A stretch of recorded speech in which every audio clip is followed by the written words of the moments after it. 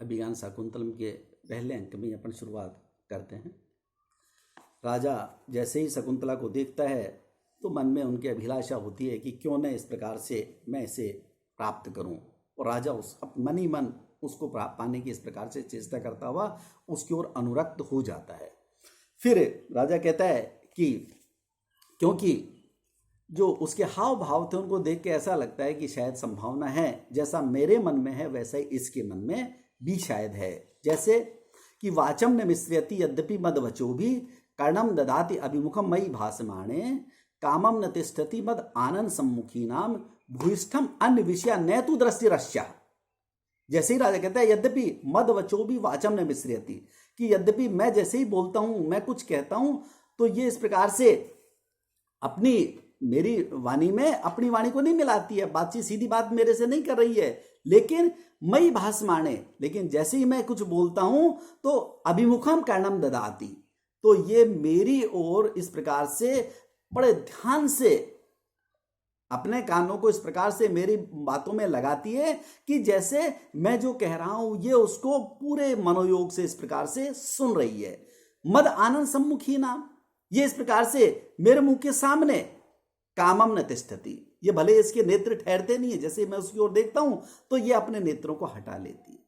नेत्र इसके मेरी ओर नहीं ठहरते, लेकिन तो अच्छा दृष्टि, लेकिन फिर भी इसकी जो दृष्टि है भूयिष्ठम अन्य विषयान है, वो मेरे अतिरिक्त किसी दूसरी चीज पर नहीं है। राजा मन ही मन कहता है कि भले ये इस प्रकार से सीधे मुंह मुझसे बात नहीं कर रही है, लेकिन मैं जैसे ही बोलता हूं तो मेरी बात को बड़े ध्यान से सुनती है। मैं इस प्रकार से जैसे इसकी ओर देखता हूं तो ये अपने नेत्रों को हटा लेती है, लेकिन मेरे अलावा भी ये किसी और चीज को इस प्रकार से नहीं देखती। इन सारी चीजों को देखने से ऐसा लगता है कि शायद ये भी जो मेरे मन में है वैसा ही इसके मन में भी अनुराग इस प्रकार से पैदा हो गया है। और राजा इस प्रकार से मन ही मन इस प्रकार से अपने मन में इस प्रकार की अभिलाषा करता है। जैसे ही राजा ऐसे अभिलाषा करता हुआ आगे बढ़ता है तो पर्दे के पीछे से इतने में जो तपस्वी थे उनको आवाज आती है। राजा इस प्रकार से जैसे वहां से चलने के बाद में और जैसे ही आगे बढ़ता है तो राजा के जो सेना जो घोड़े थे उन घोड़ों के खुरों से उठाई हुई जो मिट्टी है वो इस प्रकार से आकाश में व्याप्त हो रही है। तो ब्रह्मचारी कहते हैं, हे तपस्वियों, आप लोग जीवों की रक्षा के लिए पास पास हो जाइए। क्यों कि तुरग खुर हतस तथा ही रेणु विटप विसक्त जलाद्र बल कलेशु पतति परिणत अरुण प्रकाश सलब समूह इव आश्रम द्रुमेशु पतति, कि हे ब्रह्मचारियों आप लोग पास पास हो जाइए। क्यों कि जैसे तुरग खुर हत की घोड़ों के खुरों से टूटी हुई परिणत अरुण प्रकाश कि अस्ताचल की ओर जाने वाले सूर्य के जो लाल लाल कण है लालिमा वाले, ऐसे उन कणों के समान रेणु जो धूल है वो सलब समूह इव, सलब कहते हैं टिड्डियों को, कि जैसे टिड्डियों के समूह के समान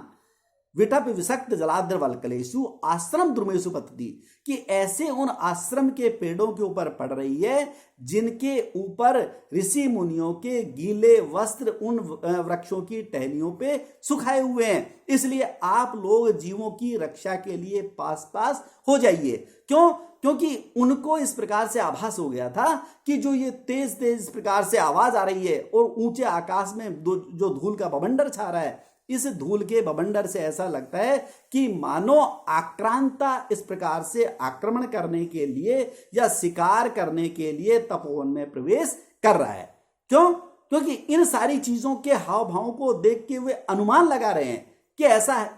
है। क्यों? क्योंकि घोड़ों के खुरों से जो टूटी हुई धूली है, जो मिट्टी है, वो इस प्रकार से ऊपर उठ रही है और आकाश में धूल का बवंडर इस प्रकार से छा रहा है, और वो ऐसा लग रहा है परिणत अरुण प्रकाश कि सायकालीन सूर्य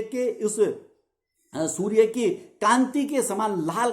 लाल कणों वाला इस प्रकार से वो ऐसा लग रहा है जैसे सलब समूह इव, मानो जैसे टिड्डियों का झुंड हो, टिड्डियों का इस प्रकार से ढेर हो, ऐसे उन टिड्डियों के समान उस आश्रम के पेड़ों के ऊपर पड़ रही है, जिन आश्रम के पेड़ों पर ऋषि मुनियों ने स्नान के पश्चात जो इस प्रकार से उनके गीले वस्त्र हैं वो सुखाए हुए हैं। इसलिए वो कहते हैं कि हे ब्रह्मचारियों, आप लोग पास पास जीवों की रक्षा के लिए पास पास हो जाइए। ऐसा कोई इस प्रकार से शिकार का व्यसनी राजा आक्रमण कर रहा है, आ रहा है, इसलिए वो उनको सचेत करते हैं। धन्यवाद।